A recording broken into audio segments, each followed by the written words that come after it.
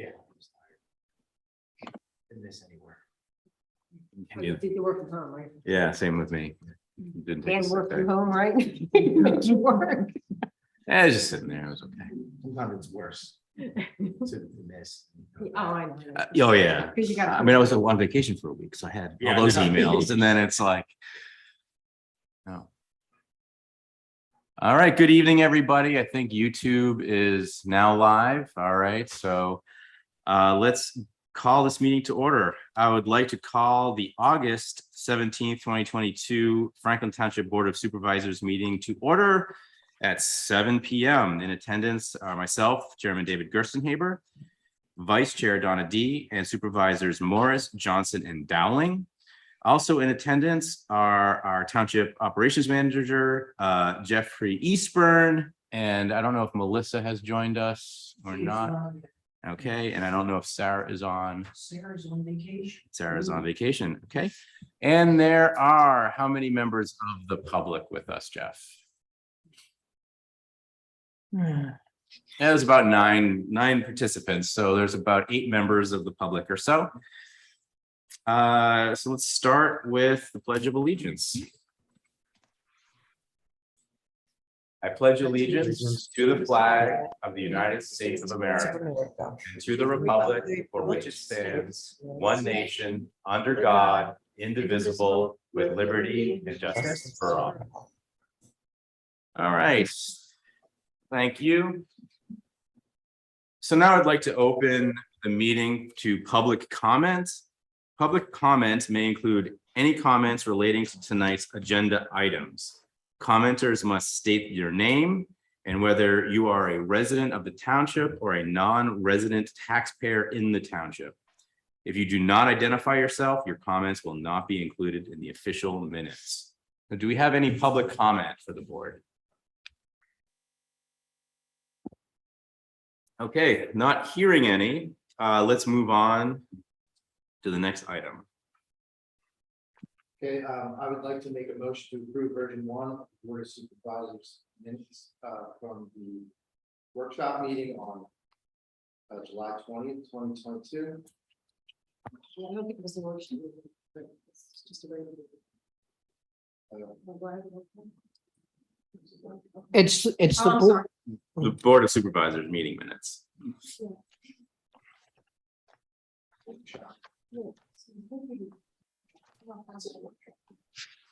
So it wasn't a workshop meeting, it was just a regular meeting. Right. Yeah, that's a The word typo. workshop shouldn't have been put in there. Yeah, it's a typo. It's okay.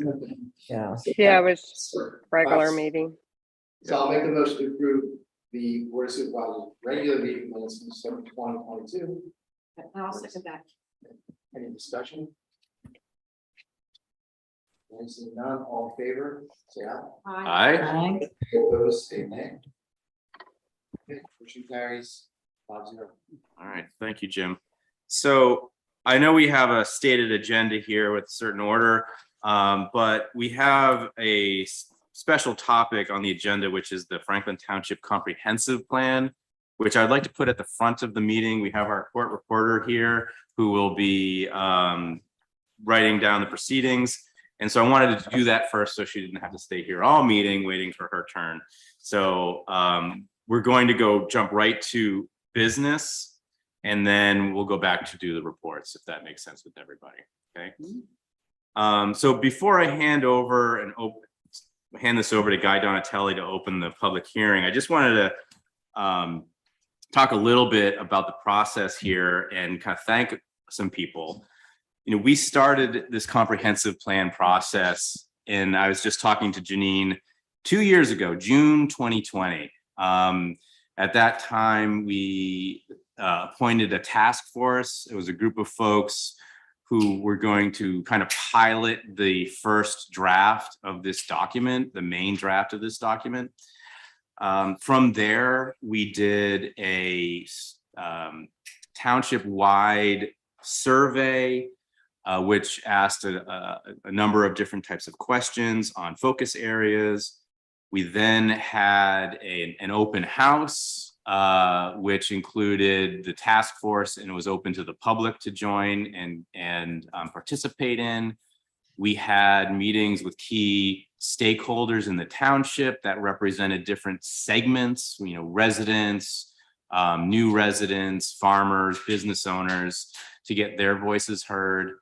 And then we opened it up to the task force to do the kind of heavy work of writing this document over, I think it was about 12 months, it seemed, of this task force meeting every month and really hammering on this document. A lot of vigorous conversation, a lot of really good back and forth.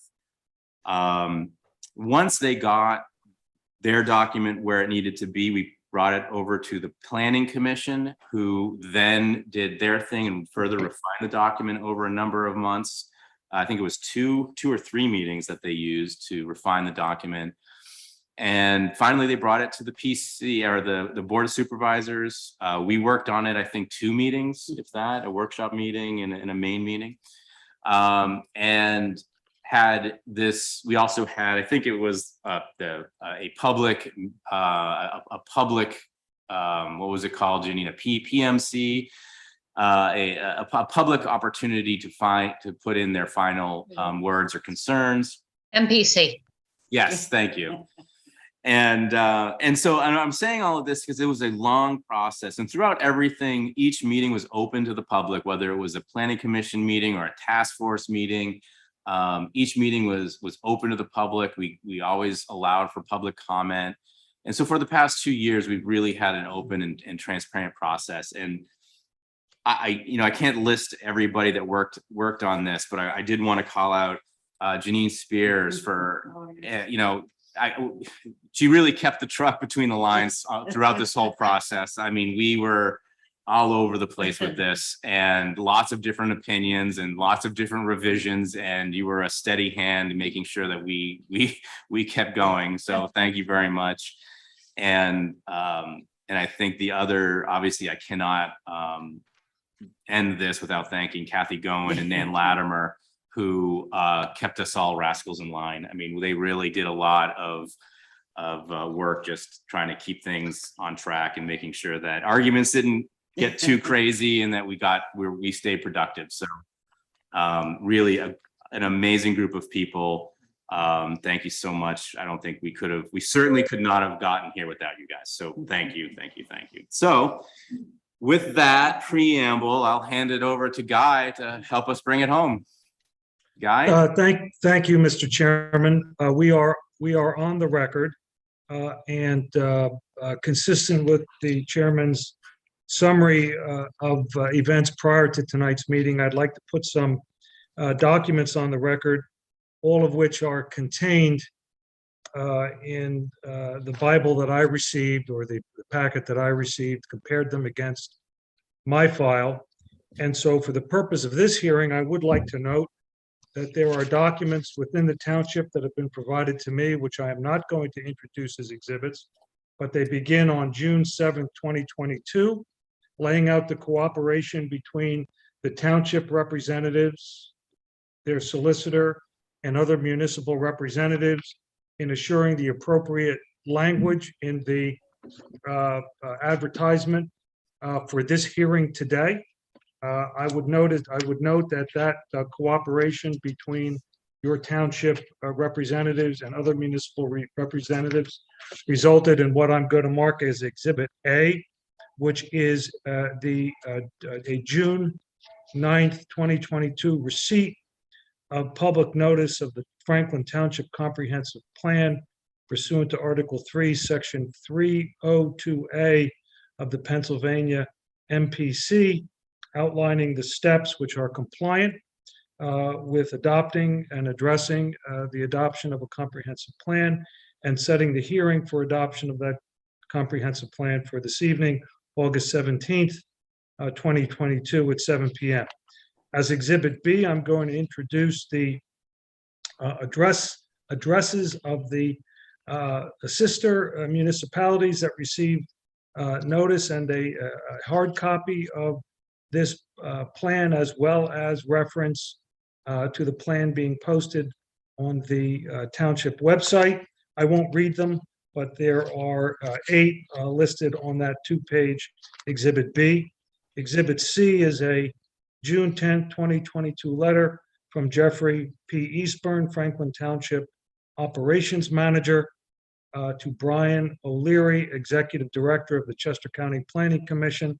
And there are carbon copied the Avon Grove School District, the Avon Grove Charter School, New London Township, Elk Township, London Britton Township, New Garden Township, London Grove Township, and the Cecil County Government Building, informing Mr. O'Leary and the other recipients that the comprehensive plan was completed, and we were requesting review by these municipalities of that plan and indicating where that plan could be found.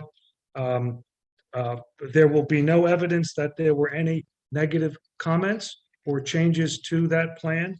I would note as Exhibit D, there is a letter dated July 20th, 2022 to Melissa Ortega, Franklin Township Administrator, from Glenn Bentley, Senior Review Planner of the Chester County Planning Commission, with a copy to Janine Spears of the Chester County Planning Commission, endorsing and recommending its recommendation is the County Planning Commission commends the township on updating their comprehensive plan and supports the adoption of the proposed update. Finally, Exhibit E is an August 1st, 2022 letter from Stephen J. O'Connor from Cecil County, Maryland, indicating that the plan is consistent with the goals and objectives of the Cecil County Comprehensive Plan. Thank the township for the opportunity to comment, and didn't have any comments other than the ones I've just read. So I would introduce Exhibits A through E as the record indicating compliance with the municipality's planning code. If you have any questions, I'm happy to address them.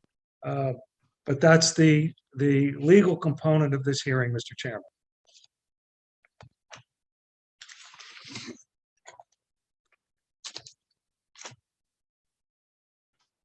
And I have nothing further unless there are questions from your board. I'm sorry. So the next step would be to propose the motion. Yes, there was an opportunity to comment on agenda items. There were no comments. So my recommendation to the Board of Supervisors would be to move for the adoption of this plan. Okay, so I'll read the motion and we'll open up for discussion. I make a motion to approve the Franklin Township Comprehensive Plan draft labeled Final Draft MPC Review, which was sent to Chester County Planning, Avon Grove Area School District, Avon Grove Charter School, New London Township, Elk Township, London Britton Township, New Garden Township, London Grove Township, and Cecil County Government Services on June 10th, 2020. Can I have a second? I'd second. Okay, thank you, Dawn. Any discussion before we move to vote? Okay, I do need to make one point as far as discussion goes. There are a couple of dates in Chapter 1 that need to be revised and updated. This is more of a procedural issue. Some minor copy editing issues. Yeah, it's just an editorial. So it's not substantial to the document. We just need to note that once we approve the document, this editorial change needs to take place. Okay, so not hearing, so is there any further discussion? Okay, not hearing any further discussion. All in favor, say aye. Aye. Any opposed, say nay. All right, motion carries 5-0. Thank you very much, everybody. Congratulations. Thank you so much. It's been a long road. So big night for everybody. Thank you very much. Thank you, Janine. Appreciate it. You're off the hook. She's off to her next thing. Now on to the next thing. Now on to the next We thing. appreciate you. Okay. Thank you. It was a pleasure working with you all. All right. Thank you so Thank much. you so much. Take care. Have a good evening. Thank you. Okay, so I think we can go back to reports. So I think this is Melissa. Yeah, she's on. I think Melissa, Yeah, we you're, have Shane too, Shane Morgan, or where are we going with this next? so we're going right back to 5 reports with Melissa to introduce Vicky Newton of Mhm. Mitchell Associates. So I would like to personally invite and introduce Miss Newton and her firm, Mitchell Associates. They were highly recommended from a fellow pilot here at the airport, John Leslie. John is with a company, DEDC, which is an engineering company located in Newark, Delaware. Vicky's firm has worked with DEDC for 50 plus years. Both companies started in October 1965. Vicky is a partner with Mitchell Associates. She's an interior designer by education, and she works on projects and manages diversified projects. So let's please welcome Ms. Vicky Newton to the floor.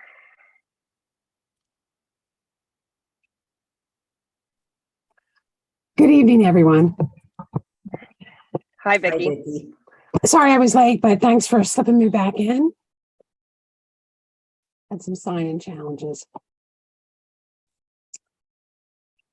So what can I either tell you about me and my firm, or really about my walkthrough with Melissa and, what we've been thinking about your project?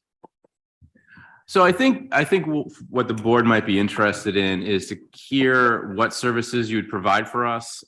So on the table is approval of hiring your firm to do the architectural review or plan for the rehab of the building. So maybe walk through, what you saw with Melissa, and then what you would provide us for this review. What would be the Sure.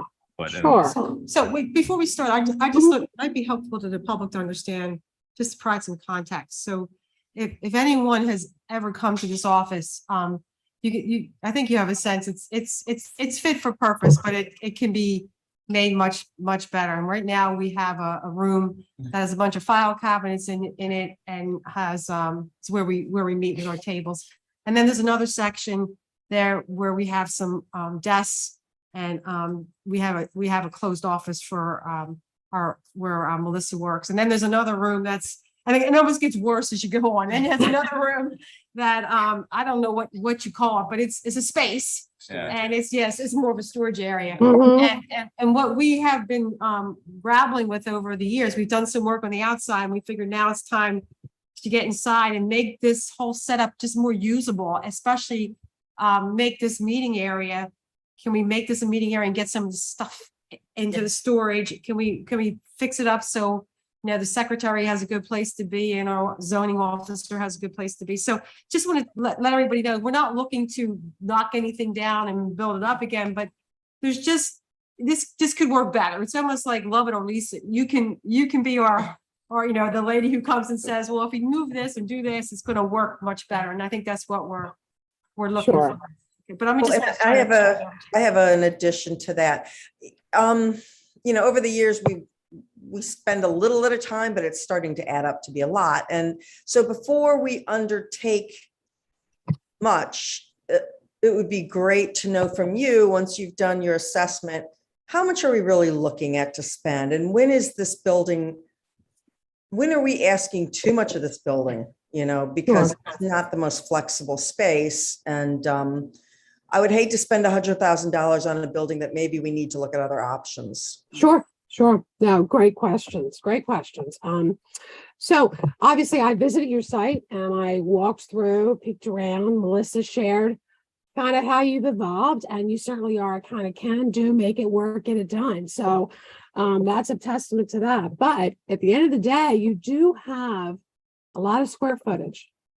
It's been divided, created to make a situation work at the time. But at the end of the day, you've got available space. In that storage space, that could be 2 stories.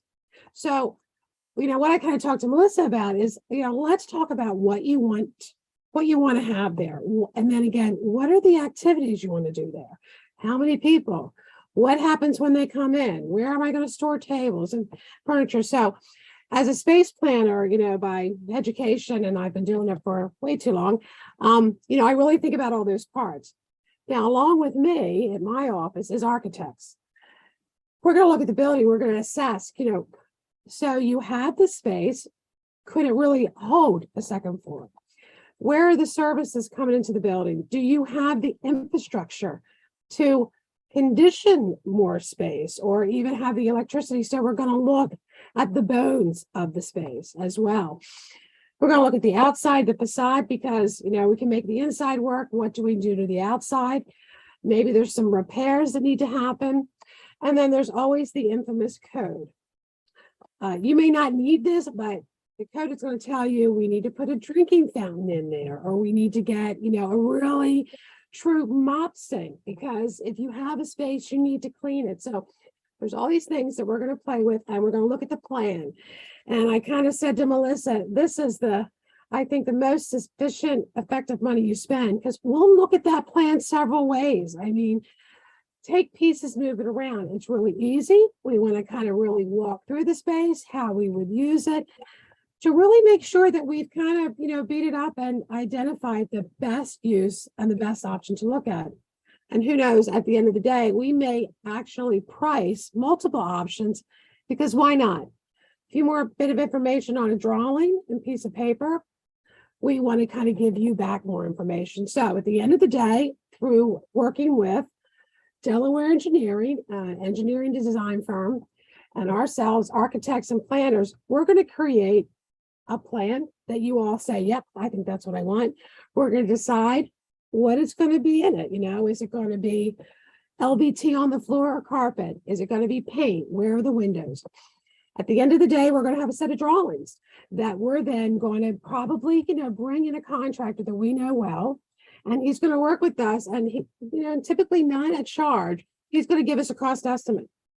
We've got all these great ideas. How much do they cost? And when the documents go out, I mentioned we may want to look at alternates. Okay, what's the alternate price of this? What's the alternate price if I want a glass door here versus a solid door? Maybe we'd like, a nice entrance and a nice portico. Well, what's the cost for that? So at the end of the day, I want to be able to give you a floor plan and drawings, elevations that show you what your potential design is going to be. Perhaps there's some options we want to kind of consider, and then a menu of cost estimation that tells you, okay, this is what it could cost. Now, depending upon what we want to look at, it could be a range of costs. Say we have to add a new roof to get a second floor. All right, it's going to be a range from, $30,000 to $60,000. But at the end of the day, we're going to go through all the ideas. We're going to illustrate them to say, this is, I like this. This is what I want to move forward with. And then we're going to get you a cost estimate that you can then make some informed decisions. Now, with the drawings, as I go through this process and we talk about, what does a conference room feel like to me? What does an open collaboration feel like to me? What's a break area? I'm going to show you images. I'm going to bring you furniture plan. I'm going to make sure that our vocabulary is matched. And then when I talk about something, you understand what it is on the drawings and vice versa. So how does the process take place? Do you sit and meet with the board? So the board, we as a board can't meet. There are rules as to how we can meet and how many of us can be in a room. So we have workshop meetings and board supervisor meetings where it's legal and open, and that's where we can have these kinds of discussions. How do you envision the communication to take place? Is this something that you envision kind of coming in and working on your own with your ideas and then you bring them to us? Or do you think of it in terms of regular meetings with your clients? Like how does it work? How does that process with you generally work, going from zero to the final plan? Right. So, well, it's all depends on what we're trying to get to. So I think for this, and as I'm understanding how you all work together and how I could be working with you, is maybe I start out with a programming questionnaire. while our team is going and surveying the space, because we need to go, we need to measure the space, really evaluate it so we can create a set of AutoCAD drawings. That's going to be the vehicle that we do our drawings on and we share with the engineers, structural engineer if needed. So while that's happening, I'm going to provide a programming questionnaire. I'm going to basically kind of ask the questions, how many, what are they, what's the size, give you examples. I've got a little bit of information from Melissa, so I'll use that. And then again, during that programming questionnaire, there's an opportunity for you to share something else, perhaps, there's the tangibles, but there's the intangibles. I want the space to feel bright. I want it to feel welcoming. I want there to be not a natural light. I want there to be a sense that we are an open environment, and communication is transparent, some of those things. So I'll collect all that information. I'll see what's jiving, what's not, and whether I go right into a set of plans, block plans that become more detailed. We can share them through PDFs and Zooms. That, works out pretty well. And then I think through this process, because again, I don't know that we're getting to the final design because, really kind of how many options or how big this could be. We may just be getting to, okay, I'm going to price this out with this kind of finishes. So a lot of this could be done through a Zoom. There may become a point that I'll let's find a way to meet at the site. I'm going to spread some stuff out, really show you what's going to be in those pricing documents. Yeah, I think as long as we don't make decisions, we can do things. And I also, if the board's okay, I see Melissa and Jeff being a good first point of contact because they are the office folks and they have to make sure it works. But eventually the board, we have to do the ultimate approval. Right. Yeah. So again, that filter could be, okay, you feed Melissa and Jeff, and then we kind of say, okay, between what we've learned and come together, this is what we're going to create to present. Still, I would start with the plans. I would start kind of small and make sure we're going in the right direction before we start adding that level of detail that I would need to add eventually to get a cost estimate. Okay. Mr. Chairman, may I make a comment to follow up on Ms. D's comment? Sure. You may certainly meet with Ms. Newton to gather information. Information gathering is perfectly appropriate, even if it's three of you. You certainly wouldn't be deliberating. You certainly wouldn't be doing anything that set a course that was irreversible. So as a practical matter, you could all meet with Ms. Newton and she could spread out her materials all over the desk and say to you, here's what we can do, here's what we can't do, here's what I recommend, here's what I don't recommend, as long as the final decision is made at a public advertised meeting. Perfect. Okay. Thank you. Thanks, Scott. Vicky, I was gonna ask, is your process for your services, is it the same no matter where you are, or do you have levels of service? Like, to try to put it into context, your A service is like a full-blown CAD drawing of every square inch of this building, and your B or your C service is like, all right, we're not gonna do everything, we're gonna cut to the chase and do the necessary things. Like, I'm just trying to see if there's levels of service, which would mean levels of cost for us as well.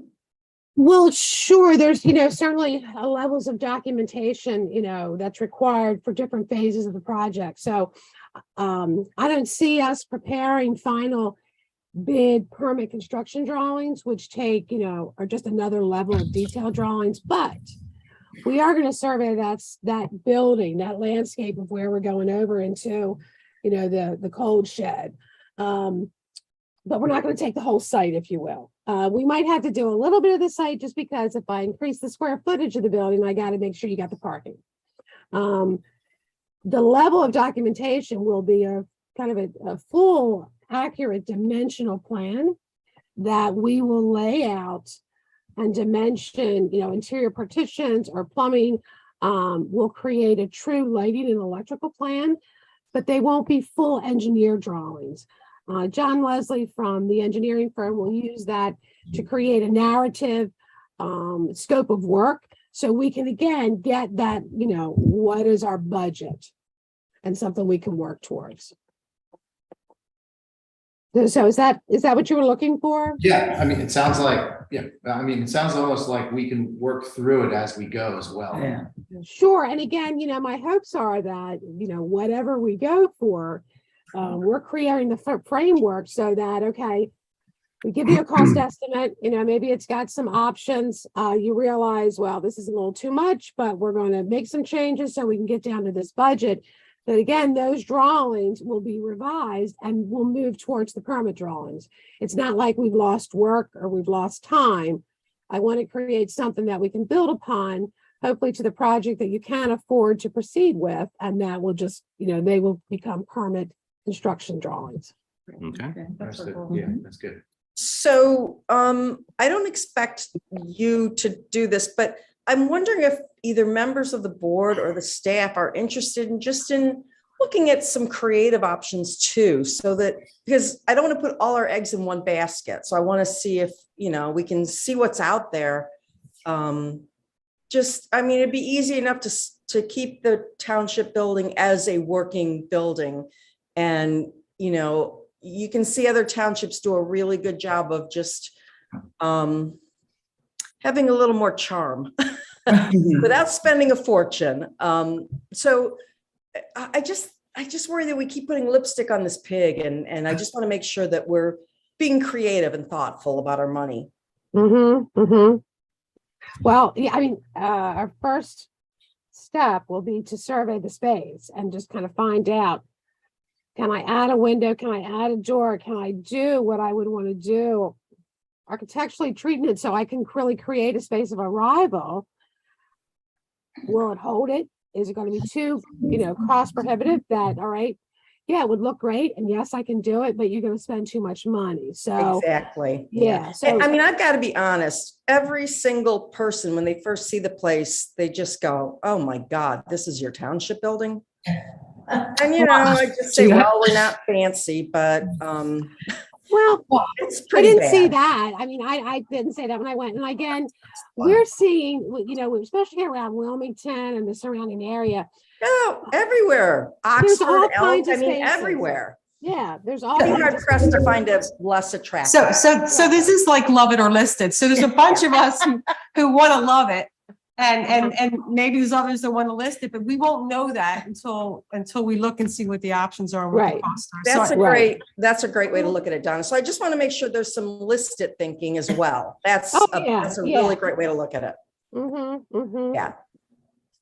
But yeah, so we'll be able to kind of get those evaluations so that you can take, an informed decision about, all right, we're going to invest some money. Is it worth to invest it here, or do we need to do it somewhere else? Right. Thank you. So, mhm. I think, Dawn, do you have any questions or? No? You're gonna love it or list it. yeah. Okay. All right. So You know let's what my make, competition is. that's right. Mr. Chairman, do you mind if I ask Ms. Newton 2 questions? Absolutely not. All right. Good evening, Ms. Newton. I'm the township solicitor, and I just have 2 legal questions. And if they're not designed to make you feel uncomfortable, I just have 2 questions. Number 1, are you registered to do business in the Commonwealth of Pennsylvania? Yes. Great.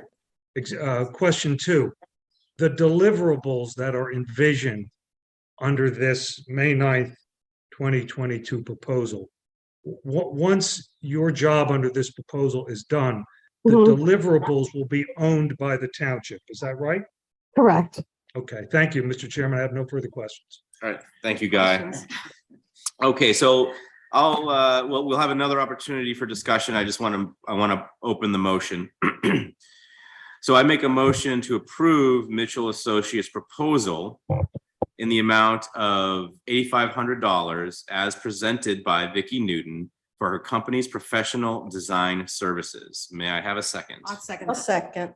Okay. Thank you, Nancy. So do we have any other further discussion for Vicki? Questions?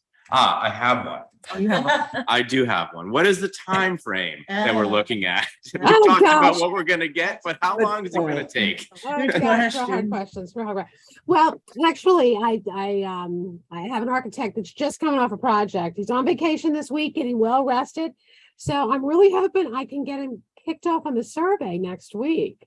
Okay. So, let me ask you this. I'm going to, let them come back. We'll work up a schedule. I'll send you something, to kind of let you know we're going to survey, what a programming questionnaire is going to come out, and we'll build something to work towards. So can you ballpark something for me? How long do these kinds of projects take? Are they 12-month projects, 6-month projects? No, I mean, I think between creating the base, going through the planning, getting it approved by your group before I get engineering involved. I mean, I think we could be, especially with how busy everyone is with the estimation, it could be 6 weeks before you get an estimate in hand. Fantastic. Okay, thank you. So now we have a ballpark. So we know how much it's going to cost and how long it's going to take. I think that's good. All right. Okay. So any further discussion for the board or questions for Vicky? Excuse me. All right, not hearing any other discussion. All in favor, say aye. Aye. Any opposed, say nay. All right, motion carries 5-0. All right, thank you so much, Vicky. Thank you. Look forward to working with you. Yeah, we really are. I mean, Great. we've been fiddling with this for a while, as Nancy said, so it's exciting to just to really put some Yeah. data into it and figure out what we want to do. So thank you. Thank you so much. Great. We look forward to working with you all. All right. Have a good night. Thank you, Vicky. Bye-bye. See you, Melissa. Bye-bye. See ya. All right, for our next item, I'd like to introduce Shane Morgan, watershed coordinator for the White Clay Wild and Scenic River Program. And you're going to give us an update. I know we've talked in the past about the Keene Farm, and we're looking forward to an update from Shane. Shane, are you with us? Yep, I'm right here. How are you? Hi, thank you all for having me back. Yeah, I just, Jeff had asked me to come and give you an update on the project, which is completed. It's been completed since early May. So it was the 5.5 acre buffer restoration at a private landowner's residence off of Auburn Road. I know that it's in your packet that came out with the agenda, but I can certainly share before and after pictures if you'd like. Yes. Me to. That's fine, Shane. You can share your screen now. Okay, all right. Pull them up. It's always good to celebrate successes, so Yes. it's worth it. Very exciting. Yeah, this one was a long time coming, so let's see. Hopefully that. All right, everyone sees that. So I just took a bunch of pictures, when we were originally formulating the idea and got some permission to come on the property and look at it. These are from probably March of 21 or April, I guess, of 21.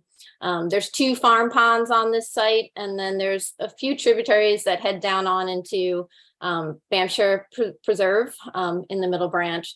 So it doesn't look as bad from these pictures, but the invasives here were incredibly horrible. And I think some of you took a tour of it with Paul Overton, perhaps, and saw what it looked like before the invasives came out. But that's a before picture. And here's the after picture. And you can see all the tubes in here with the new buffer going around the pond. The homeowner did want access here. So, we had to work with him and ensure that he was okay with what we were doing. So there is a 30-foot opening in this spot right here, but as the trees mature, there should still be a canopy there. So it's not a problem. These are other angles here. You can see it a little bit better. So the first phase was invasive species removal, and I want to say it took about 2 weeks to remove a lot of it. And then the second phase was the planting, and that took also about 2 weeks, give or take a few days of bad weather. But you can see so I tried to point out where these funny flat top trees are. So you have an idea of what you're looking at. But here's the pond's actually in here. These are all the invasives. Here it is cleared out. Here it is planted. Obviously, this is a closer angle where the big sycamore tree is, but you get an idea. And then even further down, again, trying to point out trees that you can see in the landscape. These are all invasive autumn olive, multiflora rose. here it is cleared out and planted. You know, there was a wetland area in here, or wet soil, I should say. There was a lot of skunk cabbage. So there were some areas where we didn't think it was wise to plant trees that we discovered after we removed the invasives. So we had some leftover trees, which went to Franklin Preserve, which I think you all know. And again, here we go, invasives. There's the tree that you're supposed to be looking at. You can see how wet it was. We got a lot of rain in April. It was very wet there. It's definitely dried out over the past couple months. Same area again. You can see how wide the buffer is. The stream is just beyond this pond over here. Oh, and we use rock mulch around each of the trees. And that is Stroud's method of keeping voles from attacking trees, which we've had at a lot of tree plantings, and that seems to do the trick a little bit better than just putting the tubes in. Again, you can see this was all removed, and here it is planted. I think that might, oh, I have one more. So this is at the bottom of the property as you head down into Bamshire Preserve is down here and where all this green is. Here's all the invasives. Here it is cleared out. The stream is right in here. And then here it is replanted. So I think it was about 1,450 trees that went in all in all. So that's pretty much it. We did have Bill Tatey come out. He is the contractor who installed the trees and do the first mowing, because we know these invasives aren't going to stay away forever. And so he is going to be doing twice a year annual mowing. So the first mowing happened on June 29th of this year. They mowed everything and then they string trimmed the areas that they couldn't get to with the mowers. So, and that was about $2,000. It's a lot. It's about $275 an acre to mow, and then $45 an hour for the string trimming. So, so one of my questions was, Franklin did pledge $20,000 towards the maintenance, and I guess I'm not sure the best way to go about doing this. If it would be a donation to the Watershed Association with restrictions on it, that it be used only for the Keene stewardship, and then I can manage it for you guys, or if there's another way that you guys handle these type of transfers. But we have about, let me see, I have enough money for 1.5 more trips out there. So my funds will run out pretty soon. The buffer, the grant total was 53,000, just about 53 or 52,289. And then we pledged 75,000 of our own money, the Wild and Scenic funding, and then it was 20,000 from the township. So I have about 3,500 left of my funds before they're out. And I think there'll be one more mowing probably in the fall this year. And Shane, I think the way we talked to Paul Overton, who really was instrumental, and I think this was supposed to give us 5 more years of maintenance. Does that seem true still, the 20,000? Yeah, so that was what the estimate was, assuming how many mowings we would need each year. If we get really wet years, it might need 3 mowings. I would estimate 2 mowings a year, which is about $4,000. That equals 5 years of maintenance, but give or take a few times, especially in the beginning. Like next year, it might need 3.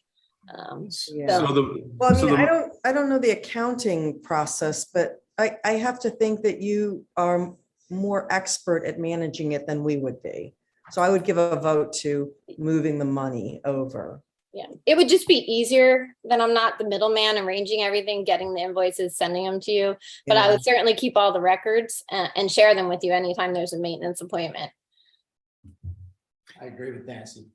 Yeah, it seems like that's the obvious way to go. I had just assumed we would cut you the check and that would be it. So I'm surprised at your question. It's in our budget. Yeah.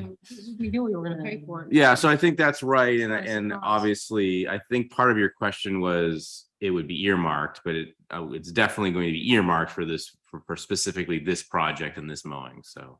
Yes, and I think we should probably have just something written, like one letter, like, okay, here's our 20,000 donation towards this project. The funds are restricted for use at Keene Farm for stewardship of the buffer. You know, like something like that, so we have it in writing.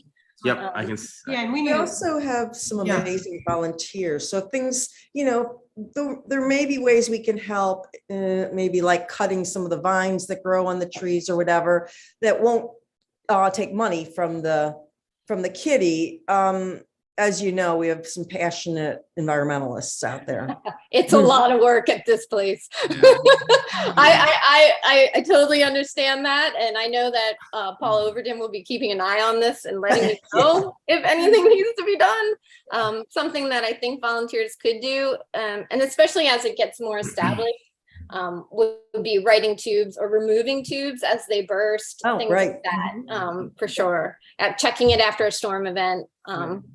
Stuff like that. I'm sure Paul will talk to Greg and the pro will talk about it, and we'll pull up some volunteers from all over the place if you need them. Yes, the only issue is that it's private property and the landowner is very right. you know, he doesn't want people just walking on his property. Well, I want to respect that, and Paul seems to be very sensitive to that, so he's probably a good person absolutely to talk to. Yep. So Shane, the question I have is, after the 5 years, is it just assumed that we will have the trees established and we won't need to be doing these mowings any longer? Is that the idea? No, well, it depends on the site. We'll see how it goes, but technically it's like a 20-year commitment. Now, they're not going to hold your feet to the fire, but if you really want it to be established, I would pay attention to it past the 5 years. It will probably be less work as it grows, but I mean, it's a living system, so it's always going to have something going on. The mowing will probably become once a year as it progresses, and then maybe, I know Stroud kind of stops after 5 years with their mowing on most of their sites, unless they're super, unless they have a high population of invasives, and then they might go a little bit longer. But you would have to inspect it annually, you know, and because it's part of your TMDL plan that you're going to try and get credit for, the O&M is one of the requirements. So this is something you can definitely put when you do your reporting every year, your annual report to DEP. But the annual inspections are something they're going to want to see, since it's one of those practices that you're using in your plan. Okay, great. Thank you.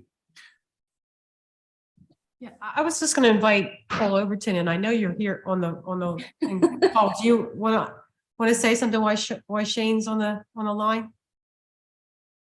Paul? I don't know if Paul's here. I saw his name before. I didn't see his He's name. not on the Zoom because I was looking. Okay, I thought I saw him. Okay, maybe he had left. All right, thanks. I just, I know a lot of times he comes to these meetings and he wants to ask a question. He'll ask me. He texts me. He has my number. Yeah. Not shy. So, Correct. But it's, so I was part of the contingent and walked around that farm, and it was pretty intense how grown that was, and just seeing, I didn't recognize it with your pictures when they cleared everything out. It did look like a totally new place. So that's a really great work. Thank you. Yeah, you're welcome. And I should say too, because your engineer reached out to me asking about some questions about the MS4 permit. The Pearson project that we did, it was during COVID. I don't, 2020, maybe fall of 2020, we installed, I think it was 2 acres of trees. That was also included in your TMDL permit plan. So that's another project where you should receive some credit as well for sediment removals. And I'm working with, I can't say who it is yet because it's not a done deal, but we're working on getting a stewardship fund together for the Wild and Scenic program, where we can put some funds and maybe try and match funds for all sorts of green stormwater infrastructure practices. And that includes the riparian buffers. So Pearson might be a candidate for that this year, because I have a feeling it probably needs a little extra help. So, but he's been doing a great job. Anyway, that's another one that's also in your township that you should be aware of. Okay, great. Thank you, Shane. Shane, was there a reaction or any kind of feedback from the owner?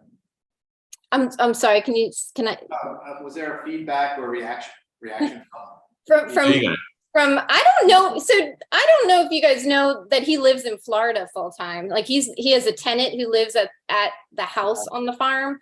So I don't even know if he's been back since last summer. And his He's not a savvy email user or a cell phone user, so you will have to ask Paul Overton that, because the only way I could get answers from him was through Paul, even having his direct number and everything. So, yeah.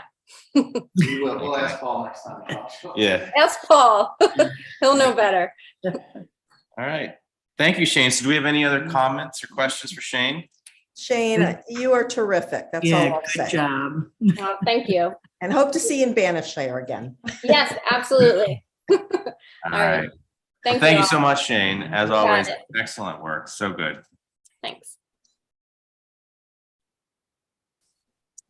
Done. Okay, and speaking of MS4, we're going to get an update from Jeff.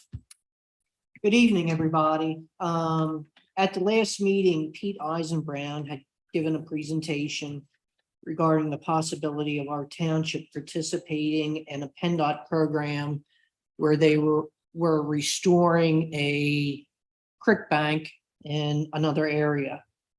The board had several questions for Pete that he wasn't able to answer at that time. And he is hoping to come back at the September meeting with those answers. A couple of those questions were, what kind of control do we have over the project since it is outside of our borders? Another question was, if, say, a hurricane came through and damaged it or wiped out all that good work, would we then be required to put up additional monies for the repair? So Pete will be back in September for that. Pete did finally hear from DEP, the person that had been reviewing our project, our MS4 project, retired. We found out after the fact, after he retired, but what Pete has found out was that the PRP waiver was not approved. Thus, LTL will plan to review and update the previously prepared PRP, which was never submitted, and make a submission to DEP.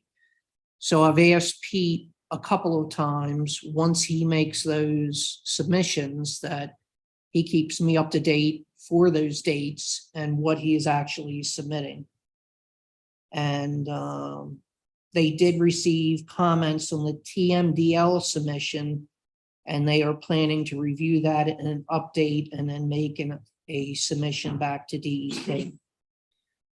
But at this point, I have nothing more. I spoke to Pete late Friday this past week, and he had nothing more to add. So Jeff, I would expect to be like an interaction. So if he's gonna update the TMDL plan, that we would see what he wants to do. Like, he just doesn't go, well, I didn't think he would, but he doesn't work on his own. He's working for you, and then we get a sense of what's going on. Yes, ma'am. So there's no motion, nothing for us to decide, but I do have a question. At the last meeting, Pete had indicated there was some urgency for the board to make a decision on this, and He did. we had a number of questions for him. Do we know what the window of opportunity for this is? I'd hate to lose our opportunity. I do not. That was one of the questions I asked him. And one of the things was, I know it doesn't answer your question directly, Dave, but he said there will be other projects that come up that we may be able to participate in. Yeah, I mean, it is what it is, but I think the board, at least last month, we just were not in a position to say yes to it, so. No. You'd have any We information. had no information. We still don't, right? No. Okay. All right, well, thank you, Jeff. Melissa, treasurer's report. Okay, so the July, can you not hear me? We can. Yeah. So the July 2022 Treasurer's Report includes the following disbursements. The general fund with disbursements and transfers of $93,626.86. The Park and Recreation Fund with disbursements and transfers of $8,839.84. The open space fund with disbursements of $50,020.19. The capital reserve fund with $8,839.84. No, you Huh? skipped, you went backwards a line. What? Open space, capital reserve. Capital Reserve Fund with disbursements of $0. With zero. The emergency services fund with disbursements of $16,720. The fire hydrant fund with disbursements of $0, leaving the balance in all funds totaling $2,017,397.76. Well done. Melissa, you're Miss very Nancy. modest, but I'd like to give you a moment to tell us how much money you found through your detective work that the township is gaining that it should have had, I think, but maybe it wasn't requested or accounted for properly. Sure. So through the reprogramming of our QuickBooks, taking our old version of QuickBooks to the 2022 version and reprogramming everything, I have a whole stack of invoices here that was not billed. The general fund was not reimbursed for, that we, the township, paid out for. So that comes from like our escrows, like our stormwater development, anybody who had money in escrow. So I collected back over $72,000 in lost revenue from 2020 to date. And for the 2021 stormwater escrow, there's another $22,000 that I'm going to try to collect back. I have such respect for your determination to do things absolutely the best way possible. And you just don't give up when information doesn't make sense. And you're just a treasure. You're a treasure to the township. Thank you, guys. I think we all agree.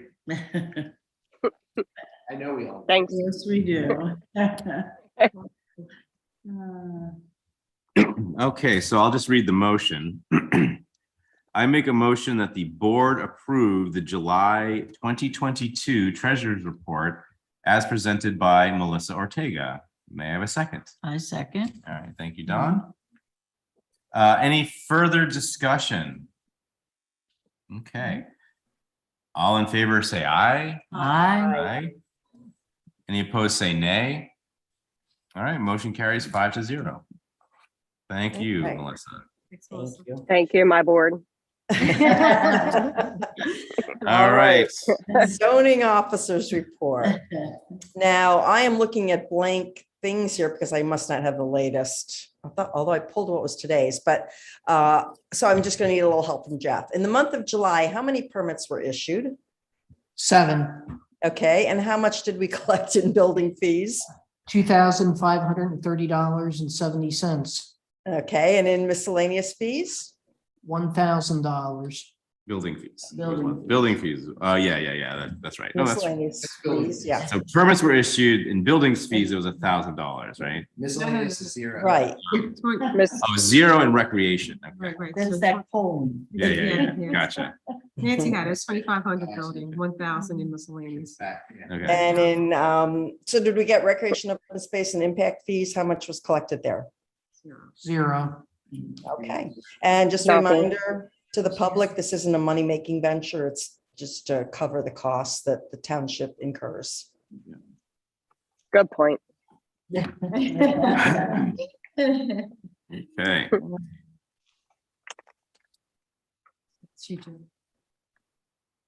Okay. Motion, Dave. Harb and the storage committee report will be given by Paul Gassi. Excuse me, can you hear me? Yes, we can. Gotcha, Paul. Okay, good. So the HARB met The Historical Commission and the HARB met in a joint meeting on August 2nd. In many respects, much of what we covered since we had not met for a couple months was actually material that I had previously reported to the supervisors, but there are a few new items, some of which have actually developed since the HARB meeting, HARB and Historical Commission meeting, that I'd just like to bring you all up to date on. So with respect to the Churchill Cemetery, there was nothing new discussed at our meeting, but I've since spoken with Crystal Crampton, who is our contact with the Union American Methodist Episcopal Church, which is the church historically associated with the cemetery. And she let me know that she had informed the bishop in Wilmington of this and other cemeteries that needed attention from the church, and that the church will be getting involved. She and I will be talking further to coordinate any support that we provide to them in terms of helping to clean up the cemetery. And I expect that as part of this process, the church will be seeking to clarify the cemetery title. None of this is necessarily particularly important to the township, but I would note that once we get the cemetery title clarified, that it removes the potentiality of the cemetery being regarded as an abandoned cemetery. And so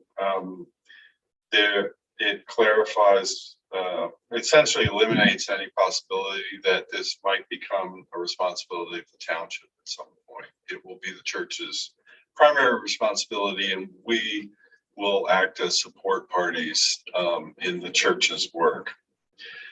With respect to the Mason-Dixon Art Corner Heritage Connectivity Project, I believe I mentioned last time that the revised version of the scope of work had been sent to Chester County for review and approval.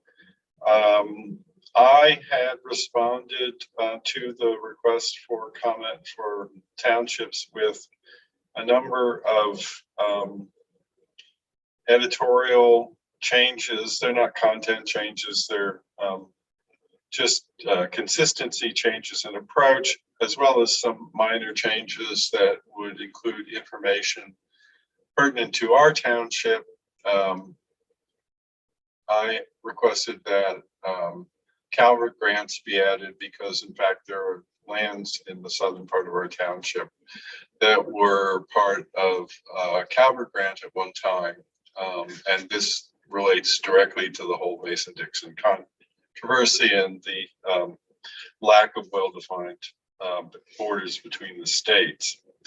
I also spoke today with Janine Spears about my comments, and I explained that I felt that this version was an improvement in earlier version from the earlier version, and that London Britain and Brandywine Conservancy had been spending a lot of time revising the second, developing the revised scope of work. So it's my understanding, I don't know that this is exactly how it will proceed, but it's my understanding the actual work on this project will likely begin sometime in September or October.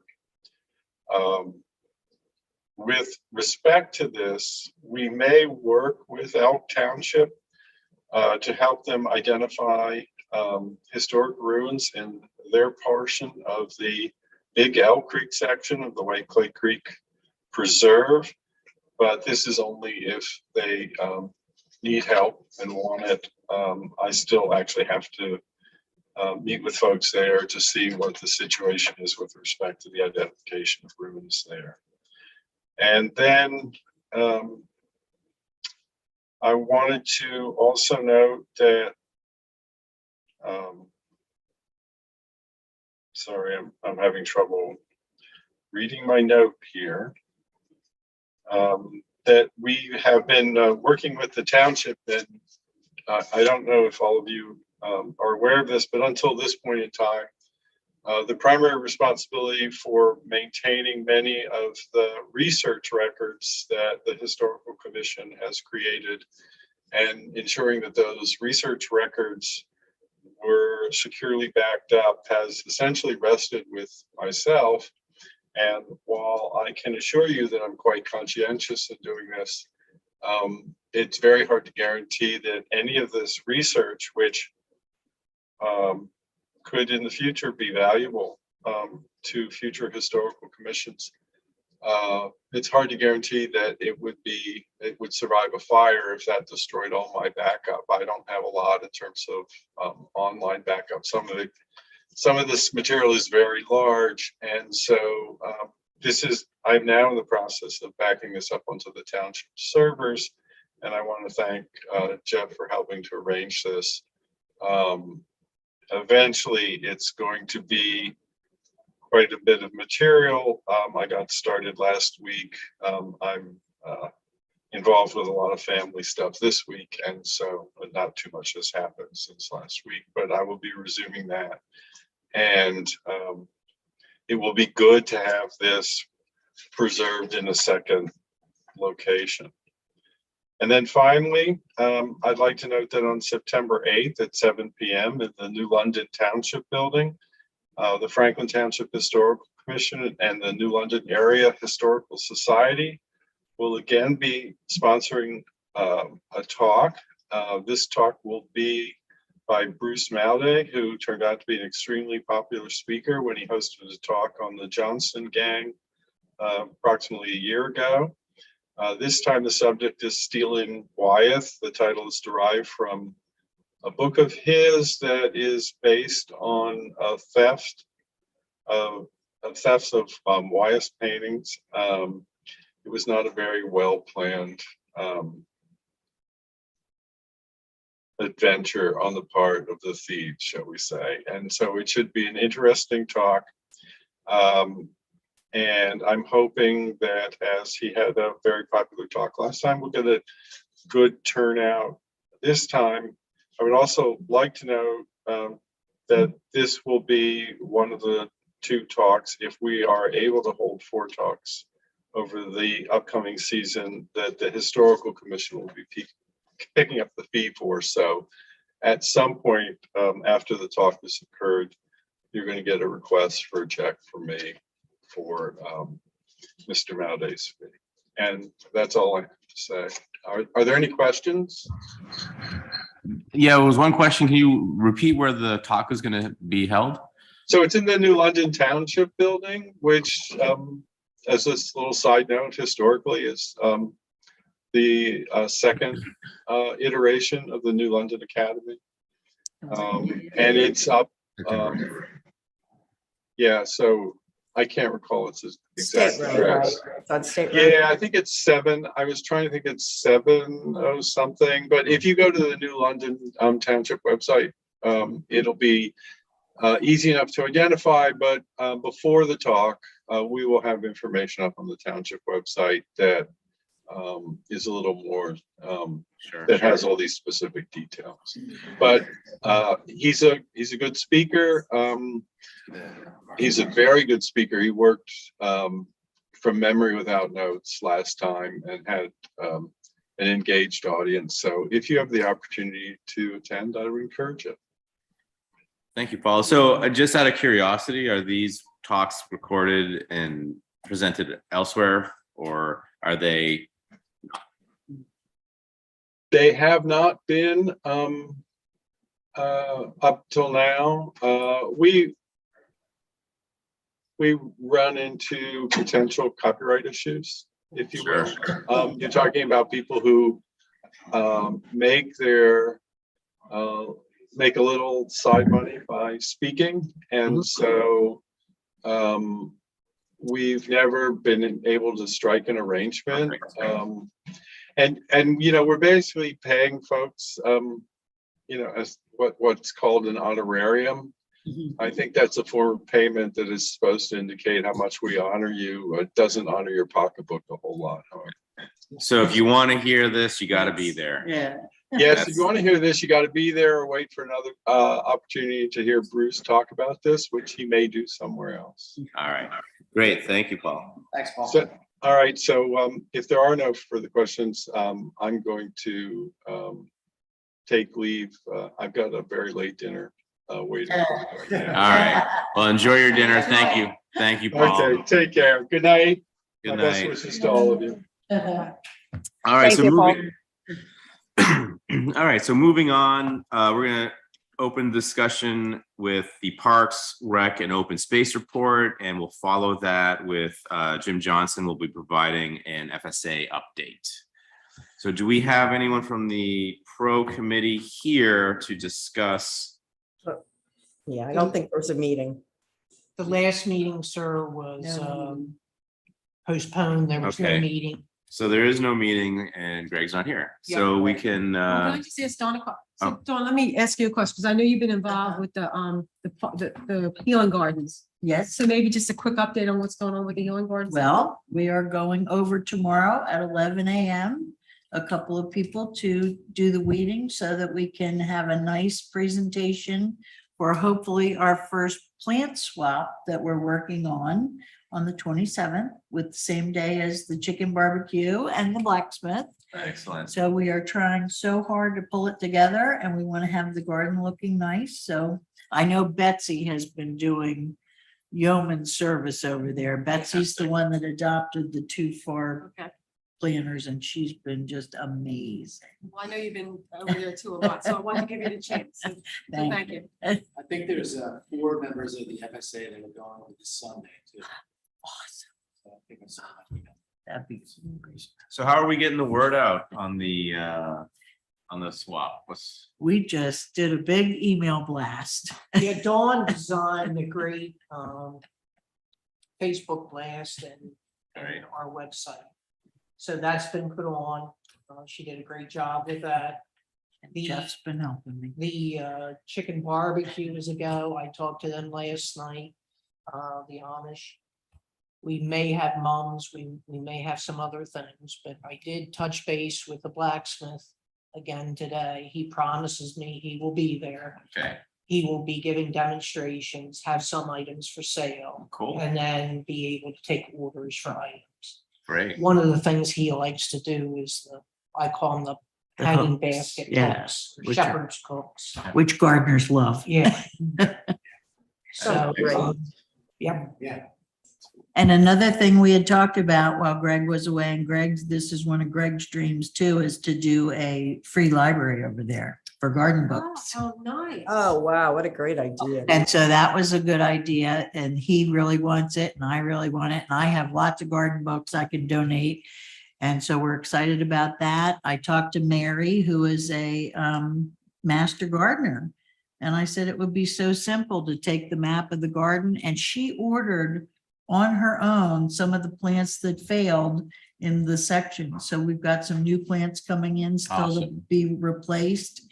And she could just do a class right off the cuff of going around and doing what you can plant in your own yard by a master gardener, you know, on a Saturday morning or something. And I thought a children's reading day, or, you know, so there's all kinds of ideas in the pipeline for new things to do. Great.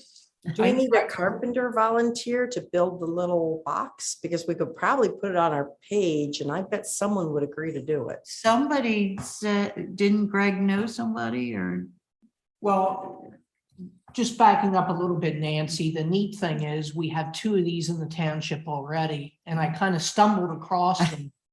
One's on Hessmill Road and one's on Peacedale Road. The one on Hessmill was built by the Amish community. And the one on Peacedale Road was done by the littlelibrary.org. And their thing is to make these. So the one on Peacedale Road was roughly $360, which is ready, you know, as long as you have the hole dug, you can put it in and do it. But And is it someone using it, or what do you mean it's on Peacedale Road? Right by the school, a resident has If it. you The face old- the school and look over to what was the old dentist's building, the white house that was Yeah. just painted light blue, the Okay. box is right there to the left of the house and looks just like the house. It's Aw. adorable, yeah. So Jeff, we just need to invest in another box. Is that what you're Right. saying? Yeah, yes. Great. And I did put it on Facebook. It seemed to get a lot of great Mhm. comments on it. Okay. And then I'll be meeting with part of the Amish community this Saturday to show them photos to see if I can get a price from them. Mhm. Sounds great. Yep. So we've got some real great ideas coming down the pipeline. It's lovely. Thank you, Don. Jim, do you want to, Sure. Yeah, just a couple, housekeeping items. The FSA had 3 members that didn't renew. We have reinstated 3 new members. 2 are from the township and 1 is not. Property leads have marked all the properties for this coming hunting season. They walked the property perimeters and made sure that the markings were there for safety zones Mhm. and marked them for safety and hunting areas. And then there, every year, Dave, there's a permission to hunt form that's signed annually by the chairman. Okay. And I don't know if it has to be signed by the chairman, but it's one of the board members. let's, And John has been signing it as chairman, so I think you should sign it. sure. And then lastly, this is on proficiency testing. The FSA hunting regs say that before an approved member can hunt on a township property, they have to pass proficiency test. They have to also have 1 of 2 service projects done before they can start to hunt that year, and the second one done to be eligible to be a member the following year. Mhm. We've done those things every year since the charter opened. The whole contingent of the hunting club wants to try to change that. Only the proficiency test to be, if they could just take it once, any new member would have to take it, and then they wouldn't have to take it anymore. Makes sense. That came to us because really nobody had a problem with it until it's hard to get ammunition. And the Mhm. ammunition's getting really, really expensive. It's like 3 times more Yeah. than it was a couple of years ago. Any new member would still take the proficiencies and we would record it and we Right. keep that documentation for the board if they ever want to see it. But that's the request. I don't think there's no requirement to document. I don't, that's the question. It's just a decision from the board, like if we So they wouldn't take the proficiency, I'm sorry. Not They every, wouldn't take it any more every 5 years, or like they would just do No, it once and the never actual again? request is to take it one. once. And by the way, I got like 13 different clubs that I tried to call. Right. I got a hold of 10 of the 13, and there's either no requirement for proficiency or 1 time only, Yeah. 1 and done. I think the- In the 11 or whatever it is, 12 years that this club's been in existence, no one's ever failed it. Yeah, So the same guys keep taking it over and over. It's just kind of like at this point, it's almost moot and for the guys that are members. And so the new members, obviously, we would go and witness them testing and record that Yeah. for the year. If that's okay with everyone. So- I don't know if we take a vote. So I don't know. I'm not levying an opinion, but my request would be, we put this as an agenda item for us to discuss and then Have a vote. have a vote.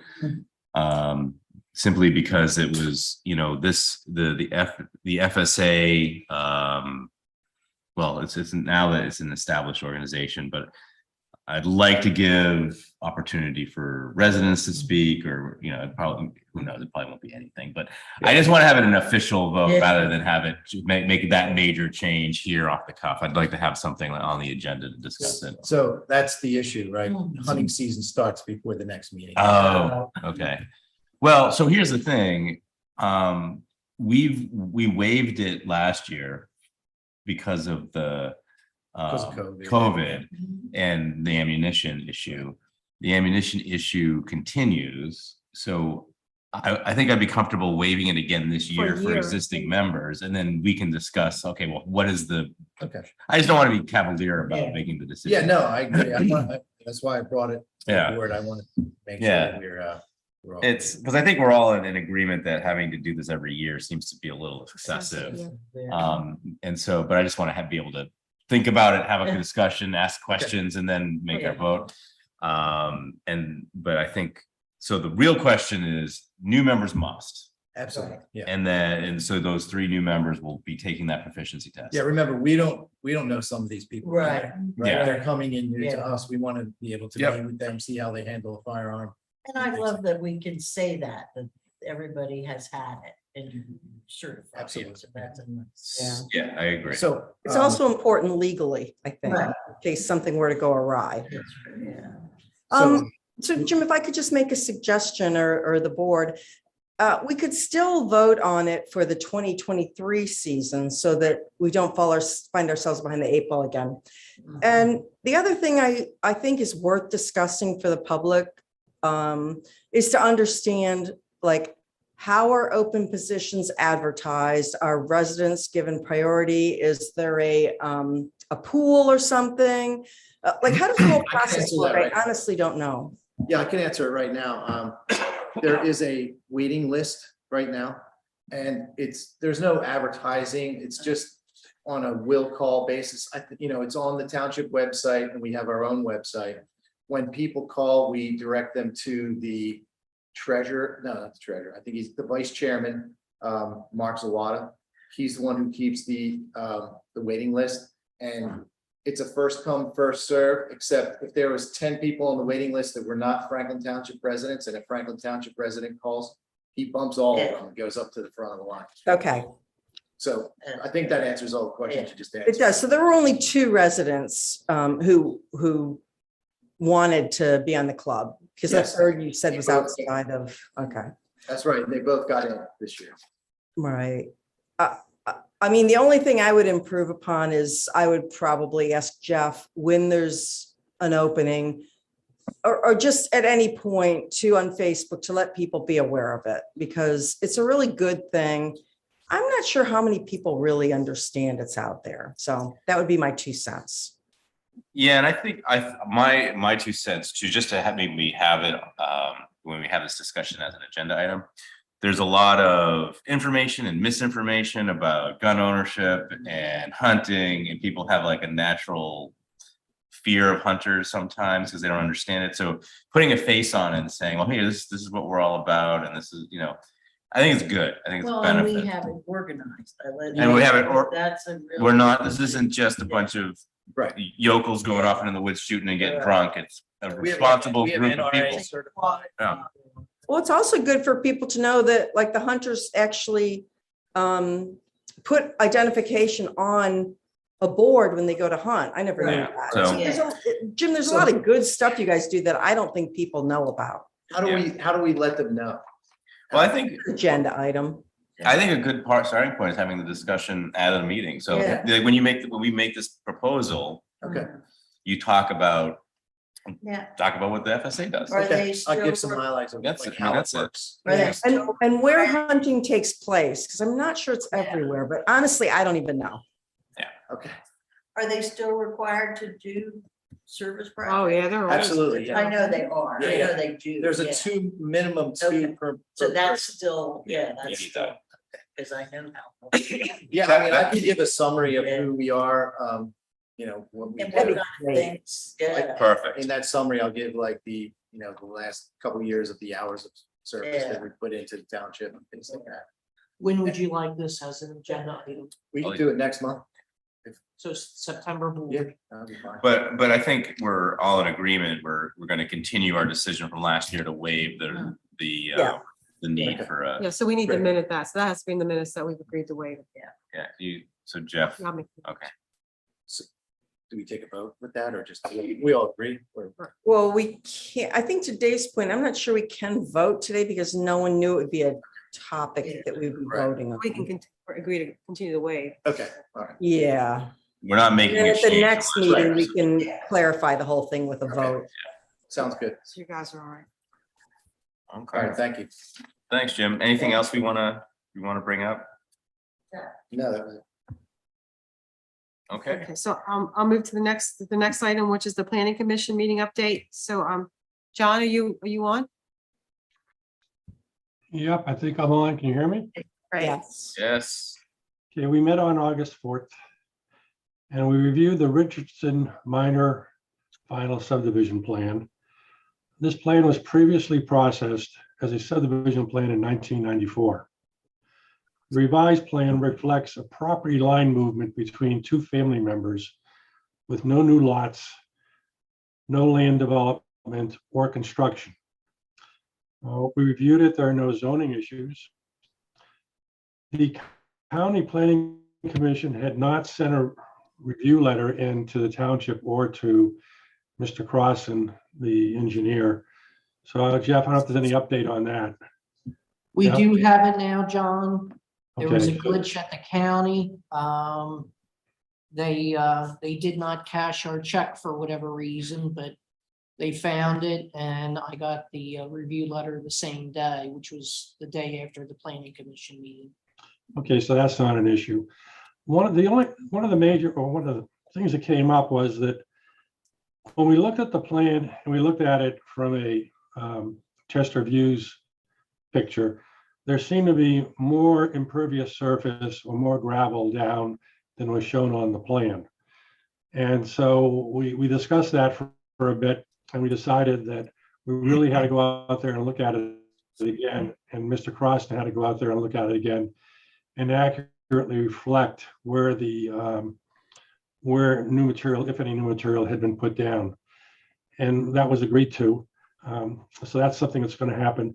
The other thing was this new impervious surface put down willy-nilly, or was it done through any sort of permits? And Jeff was going to look into that and then forward that to determine what the status of that was.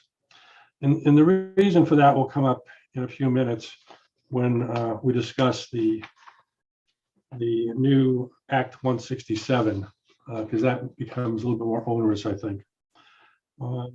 There were a few waivers. We didn't have a problem with the waivers because there was no planning for subdivisions, construction, or any of that order. We just wanted the waivers noted on the plan when it was resubmitted. And we were thinking it would be resubmitted in September, but I think it's been delayed, Jeff, I think till October or November timeframe. Is that correct? We do have an extension letter. I don't know if Ken's going to make the next planning commission meeting with the revised plan or not. We're waiting on him. And John, I did do the research for all the permits obtained for that property, and the impervious surface area was not one of them. Okay.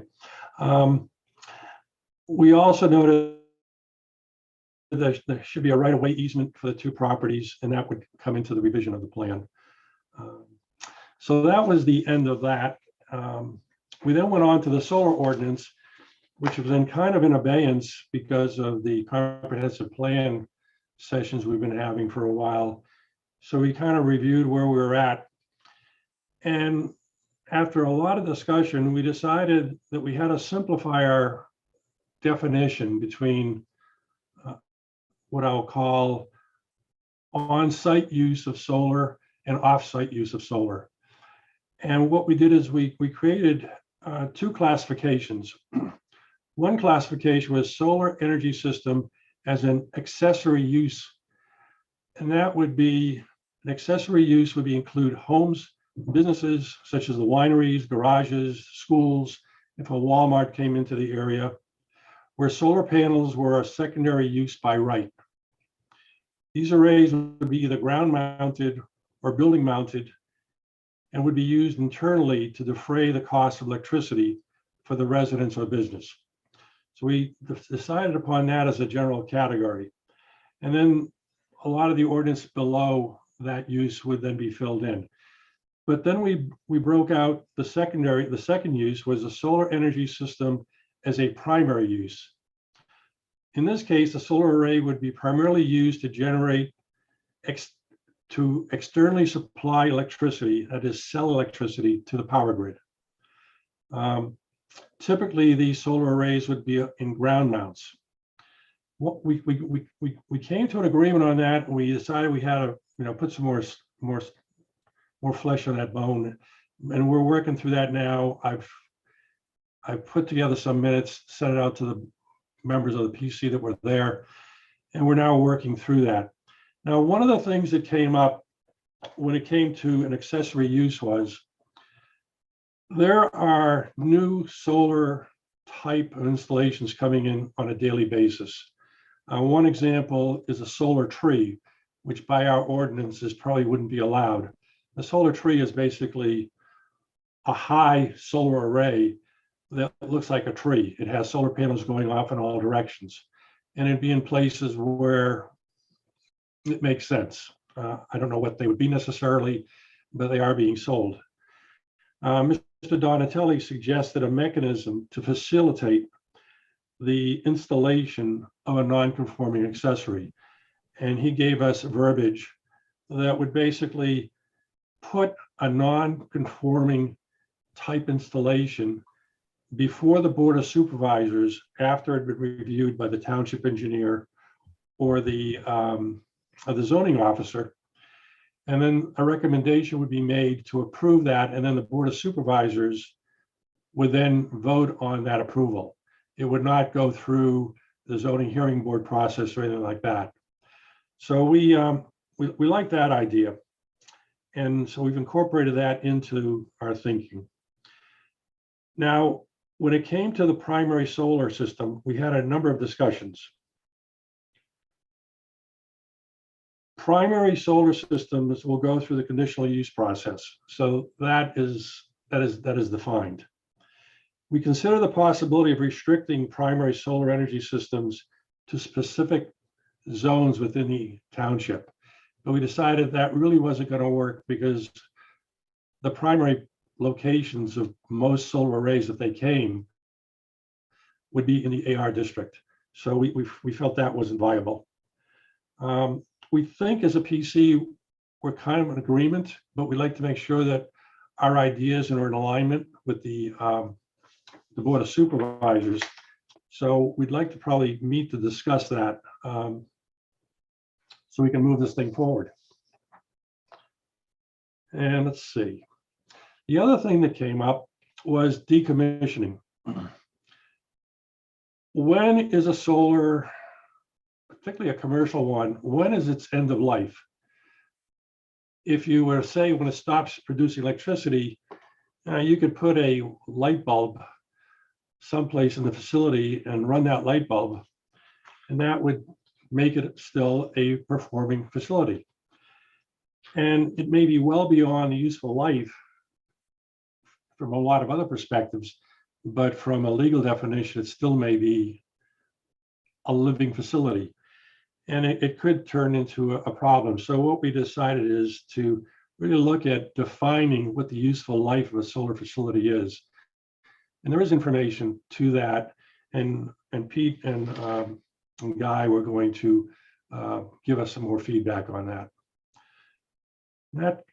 We did not discuss solar arrays in the historical district and historical structures because we ran out of time, and Paul wasn't there to discuss that. So that ended that. Are there any questions on that before I go on? Yeah. So John, I have several comments. So as you know, we've been working, you guys, us, I mean, this is going back and forth. We've been doing this for over a year and a half. And that was even before the comp plan came along, which, as you said, we had to put our efforts there. So what I would respectfully suggest is you guys have done a lot of good work. I think Pete's has a draft now that incorporates your comments from your last meeting. Could the PC take the document and do one more look at it at the next, whenever you have the opportunity? I'm hoping the next PC meeting, depending on what's being scheduled. If you have any outstanding questions for the board, tell us what they are, but get it to us, because I've looked at several versions. I thought the version from January was pretty good. And I thought the version that I mean, I would have approved the January version. I think you guys have done some more work.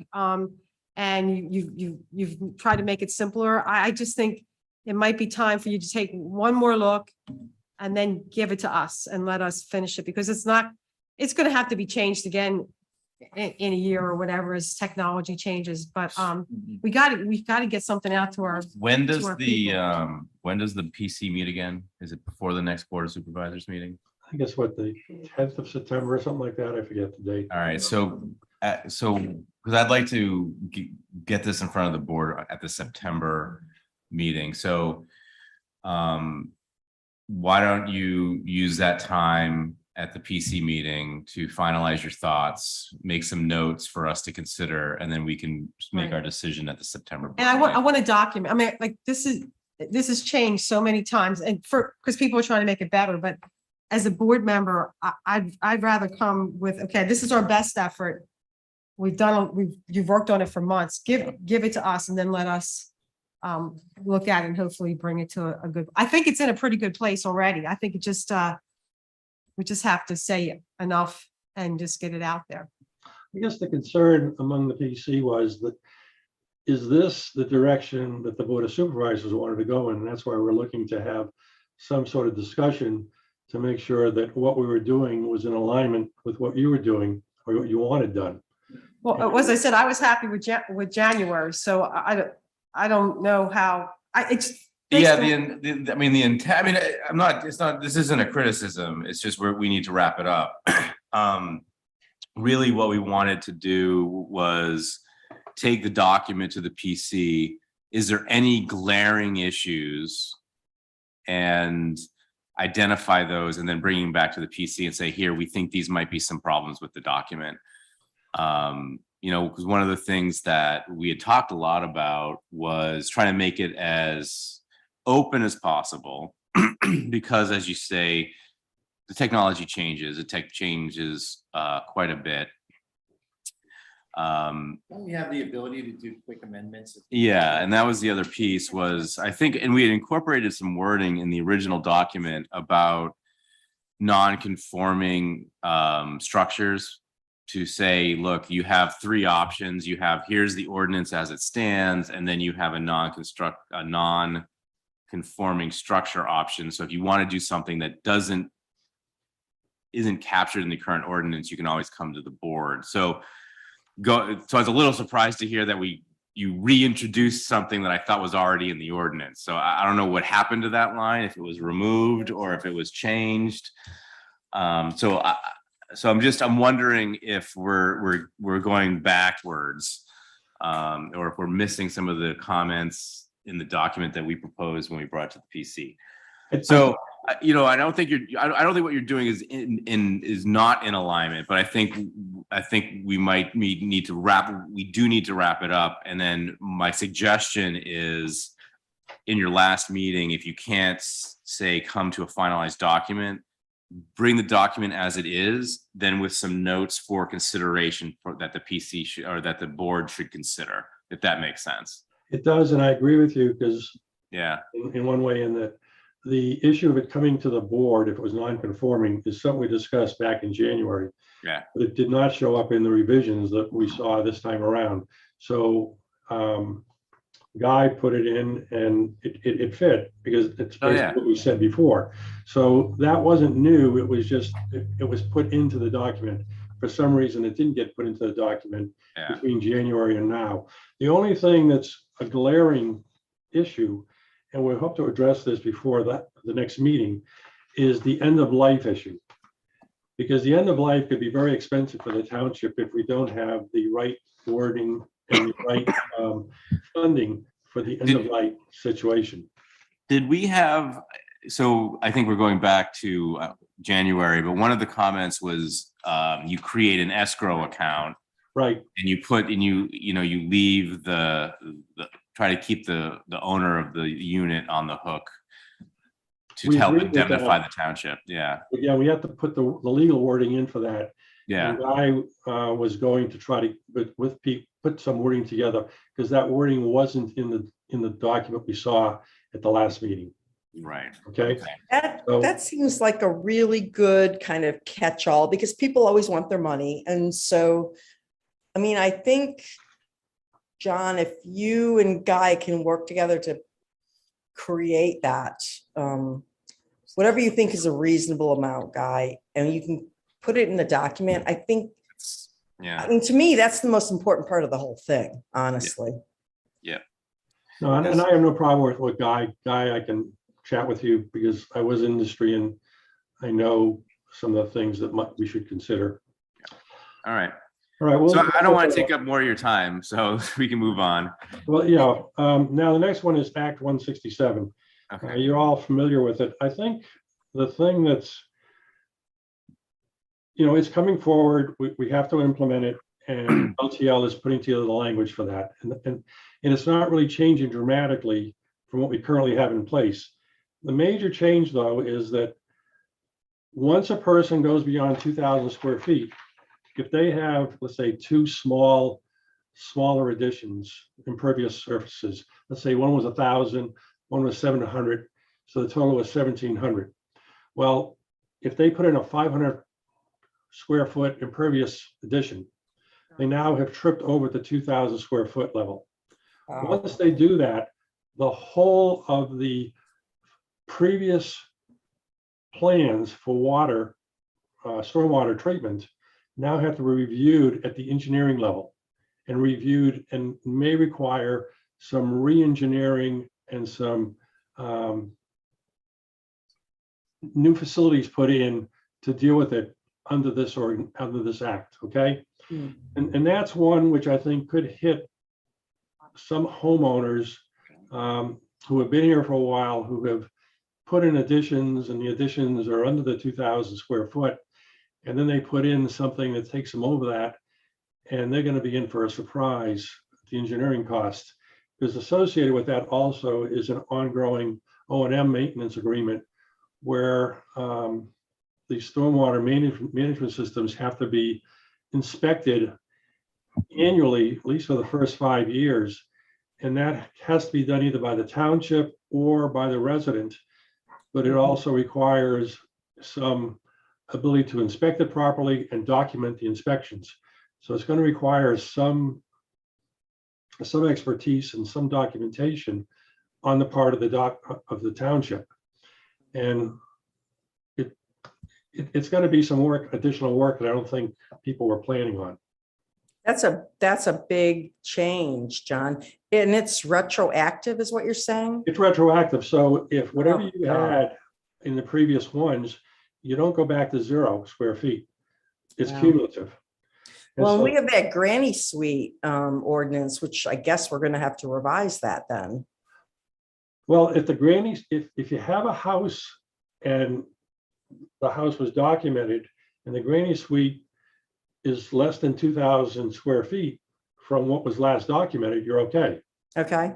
But if you had put in some impervious surface, let's say in a couple of projects like a garage, Right. 1,000-foot garage and maybe a 500-foot parking area, you're now up at 1,500 square feet. You put your granny suite in at 800 square feet, you got a little more cost than you would otherwise have had.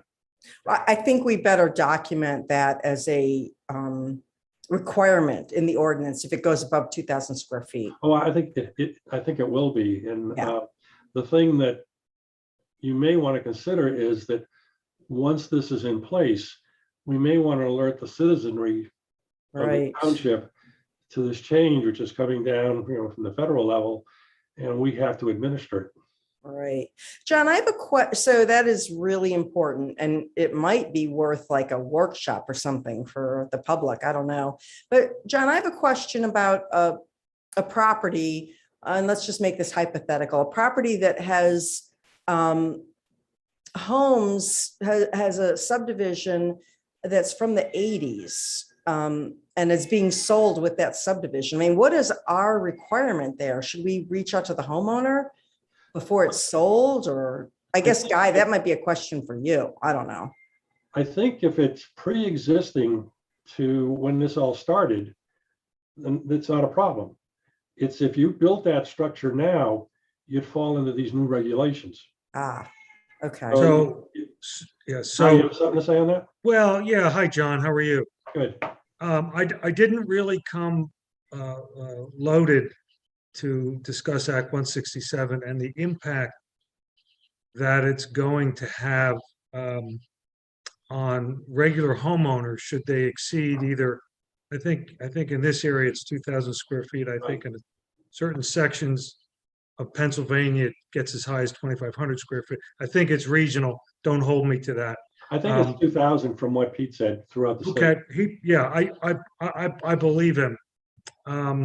I was always under the impression, and again, I didn't come prepared to speak with authority on this, but that it didn't require full engineering and it only required BMPs to an extent necessary because of the increased impervious coverage.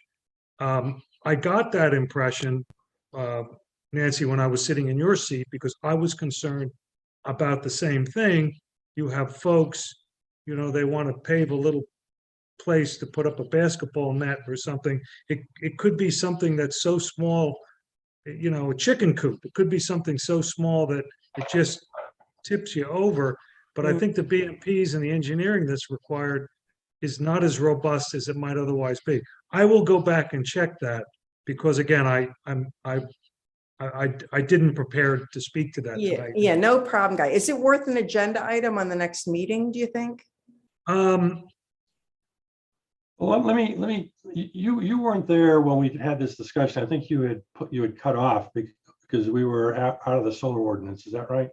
I think you had left. I think I asked to be excused and you graciously said, yes, you can go. And so I left. The question you just asked was asked by Chuck Phillips. Chuck asked Pete, he said, look, if I have a property and I have 1,000 square foot project, which I've completed, and I've done the infiltration and all that's required for that. And then I did a 700-foot project and I did the simplified engineering for that.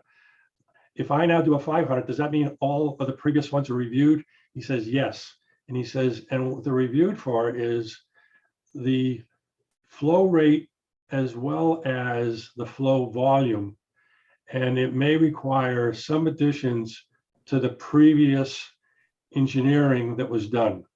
Okay, so I'm pretty sure that the trigger level is 2,000. Jeff, do you remember that? My memory's aligning with yours, Mr. Gontar's. All right, so that question was specifically asked, and that seems like it's the most onerous part of this revision. You're right.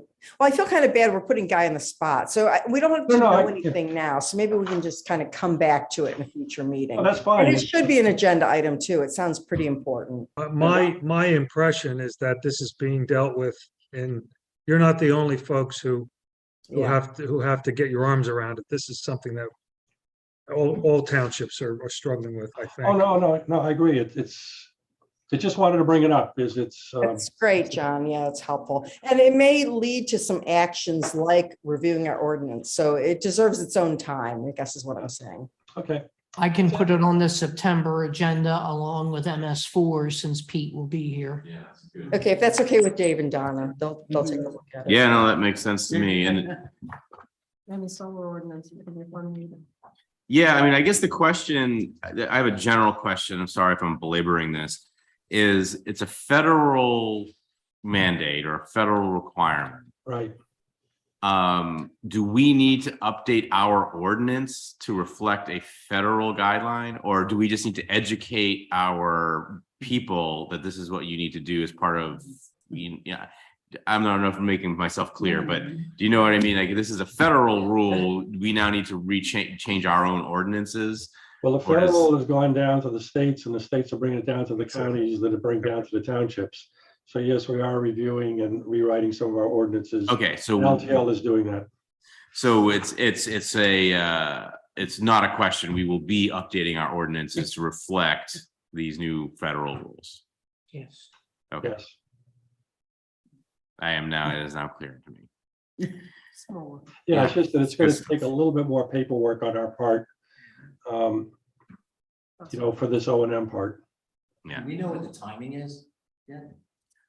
I think it's by January, if I'm not mistaken. Okay.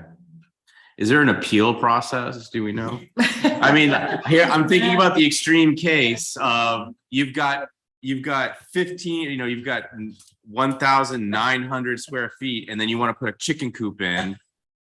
Can you say, look, the chicken coop's just a little bit over or do you, once you hit that 2,000, you're So that's an interesting observation, Mr. Chairman.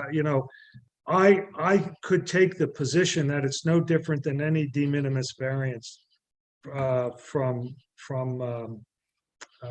any zoning or other stormwater regulation. But it would have to be so insignificant to be de minimis, and the de minimis cases sometimes discuss setbacks not in terms of feet, but in terms of inches. So it would have to be so small you could probably take care of it with a spade yourself, and nobody would know any the wiser. But I'll check that out because we have resources in the office on that. All right. And I'm happy to share them with John and the board, and Jeff and the board, and Peter. I just need to get my hands on it and tune myself up. Okay. Along Thank you. those lines, it's surprising what people consider impervious versus pervious. So we have a paddock, and we use the paddock to prevent the fields from getting too ground down. And I think it was Natural Lands Trust insisted that was impervious. And so that's the other part of it, that not Natural Lands, sorry, North American Lands Trust, sorry. So that was confusing to me. So it might be worth. But different regulatory agencies have different definitions. So Yeah. what may be impervious in one may not be impervious for another one. And Jessica Adams of LTL is working on this in detail. So she is the one who is really spearheading a lot of this work along with Pete. Okay. So we will be discussing at the next planning commission meeting. But I just wanted to raise it with the supervisors as well, because it could have an impact. Part of it's going to be an educational impact. Yeah. Right? So John, all the reason to get rid of the solar ordinance, get it to us, because you got a bigger one. Yeah. Well, actually, LTL is handling this because for the most part, we can't do much with this, in that it's coming down from the federal level and to the state and to the county to us. Yeah, but you'll be part of us fixing the ordinances, so we'll keep you busy. Yeah, I know. No, I want to get the solar one out of the way as well, believe me. Okay, have a good night. No, Thanks, John. Thanks, John. Important stuff. Bye-bye. Good stuff. Okay, so let's move on to road projects. Jeff, do you have an update for us on the 2022 road program? I can give you a current update about Churchill Road. That's a All right. I am happy to inform you that work has begun on Churchill Road between 500 Churchill Road and Queen Lane. Back on or about May 9th, if the board remembers, we had hired Ken Crossan to do surveying of that area to make sure we were putting in the inlet boxes at the right elevations. Ken did what he should have done, and that was call 811, a first call back on May 9th. Unfortunately, Verizon never responded to that call. Oh, well, tear it up. So the contractor did the right thing. He had to call 811 again because so much time had elapsed. Unfortunately, now Verizon came out and marked it. They marked an area taken up that would take up some of Ron Reagan's design. So as you can imagine, I've been in constant contact with Verizon. We've had 2 on-site meetings. I've been doing my utmost to push them And what we believe is what they located the second time were old copper wires in the ground. From half the people, I get the story that they're active, the other half say they're inactive. So I've gotten to the point to ask them to crunch up their time period. Because Verizon is so big, they had to write some memos to each other in-house. And then I am hoping and asking that they send out a line splicer next week to actually disconnect the copper wire on the pole and at each end, and then we can take it up. So the funny thing I found out today was, and I am being sarcastic, if we had gone ahead and done the construction in an allotted time period, May 9th, and Verizon did not come out, it would have been on Verizon. Since we did our due diligence, follow the rules and regulations, having to call them a second time, we're beholden to Verizon right now, and we're waiting. And I had a lengthy exchange with them today, so I believe they clearly understand where the township sits on this topic. But Jeff, you did I mean, God forbid that thing was active. Oh, no. Yeah, you did the right thing. So, yeah, we're overcoming, we've overcome a lot of things, and we're still overcoming things. The good thing is we have all the material in hand, meaning the inlet boxes and the culvert pipe. We have been able to let the contractor work on certain areas of the project to fill in, like the beginning, the middle, and the end, with the hopes that Verizon comes out next week. Right now, with our paving schedule, which is to be set the last week in September, first week of October, both Ron and I feel we are going to be okay. And the big thing is, as long as Verizon comes out in the next week, 2 weeks at the latest. But that's where we are with that project, sir. Hey, Jeff, when you say half the people said is active and it isn't, Yep. they're all Verizon people, right? Absolutely. There's no residents. Absolutely. Absolutely. And the way that I am to try and help things along, I actually knocked on 4 doors up and down the street and asked them politely what services they had. So it kind of leans towards the lines are inactive from my unofficial poll of the residents on that section. All right, well, thank you. You're welcome, sir. Excellent. Well, hopefully we can get some movement with Verizon and they understand that we have a sense of urgency here. But, knock on wood. I promise you, sir, I've expressed that. to I'm them. sure you have. So thank you. Can I just make a very, very slight comment here? Sure. All this work that Jeff is talking about is not part of the 2022 road program. This is part of our stormwater program on Churchill Road. So it's a whole different project. And I just want to make it very clear publicly that this is all stormwater work related to the 2022 road project. Correct, and that's why I've been trying to get Verizon to do something. So we meet our deadline for paving that section of road this year. I know, Jeff, I agree with you 100%. I just want to make sure for all our purposes that we have to go through.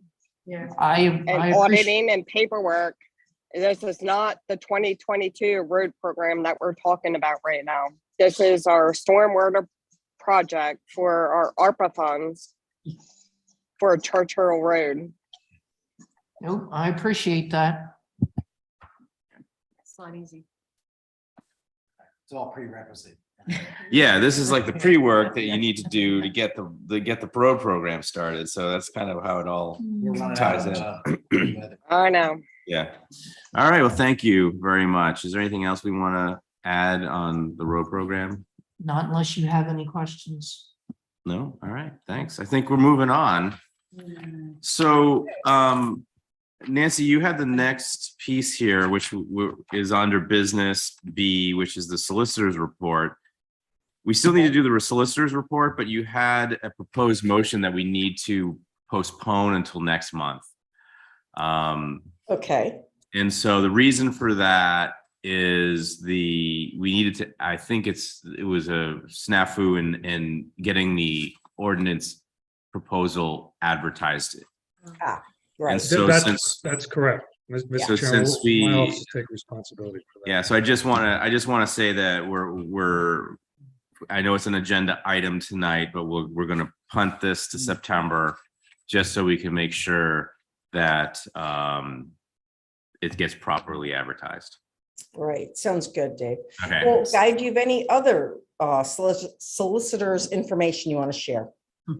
No, I don't. The information that I had that was important for the board, I think I shared in a recent executive session. Okay. Well, then maybe we'll just move on to Dawn then. Okay, we have to reaffirm a vote for the Avon Grove Charter School because what happened was we approved it March 16th, 2022.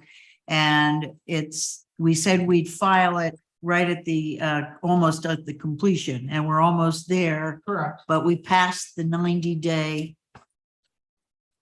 clause. Yep, the 90-day threshold. This is strictly a procedural thing. They're not asking for anything more or less than the motion that the board approved at the time. And just for the public's notice, we do this from time to time. Projects get delayed and extended and things happen. So we just simply have to say, if it goes beyond a deadline, that we're standing by the decision that we made back in whenever we made the decision. In this case, it was March, I think. So I'd like to make a motion to reaffirm the Board of Supervisors vote held on the Board of Supervisors meeting on March 16th, 2022 regarding the Avon Grove Charter Plan, last revised March 17th, 2022, with the same waivers and conditions as originally approved by this board. I'll second that. Thank I'll you, second it. Donna. Yep. All in favor? Aye. Aye. Motion carries 5-0. Thank you. Now, I'm not sure exactly about, I thought I heard John say something about the Richardson subdivision, but they're asking for an extension request for lots 2 and 3 until November 16th. Right, because he wasn't ready yet. What that is, Dawn, just to let you know, we have a 90-day time clock to do a review and have a comment. The way it falls when we actually receive the plan, and then we had a planning commission meeting that was postponed and the review process, this just gives us a little more wiggle room. The date fell kind of funny. So I had talked to Ken Crossan to see if he wanted to do an extension letter just to give everyone a little bit of breathing time, Perfect. which will be until November 16th, please. All right. Sounds good. Well, Okay. then I'll make a motion to approve the extension letter request, review clock dated July 28th, 2022 to November 16th, 2022. May I have a second? Jim? I'll do that. Second. Any discussion? All right. All in favor? Aye. Aye. All opposed? Motion carries 5-0. Thank you. All right. Thank you very much, Dawn. So before I open this for our final public comment, I was remiss in announcing an executive session meeting that we had. Thank you, Guy, for reminding me. We did have an executive session last Friday, the 12th. We talked through a couple of legal issues in front of the township.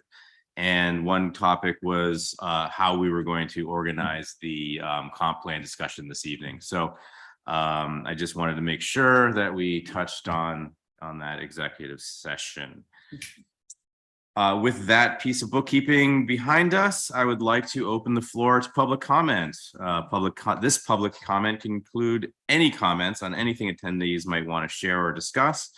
Commenters must state their name and whether they are a township resident or a taxpayer of the township. Do we have any public comment?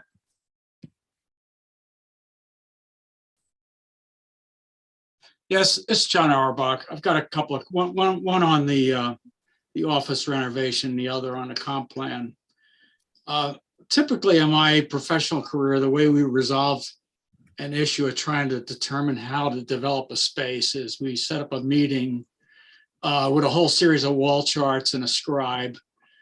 And we would start an open discussion about how each component of the space would be used. And then all comments would be recorded on the wall chart. So during the course of the meeting, everybody could see all the comments. And when a group really runs out of gas, then you kind of go over the charts and eliminate things that may not be appropriate. But it's a good way to hone in on how you want that space to configure. Of course, you have capacities of people using the space and other equipment and other storage things that go in there.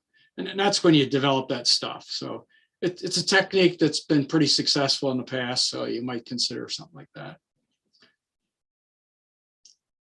Related to the comp plan, I was a little disappointed in the process tonight in that in typical hearings, official hearings like this, we would have public comment section and there was none tonight.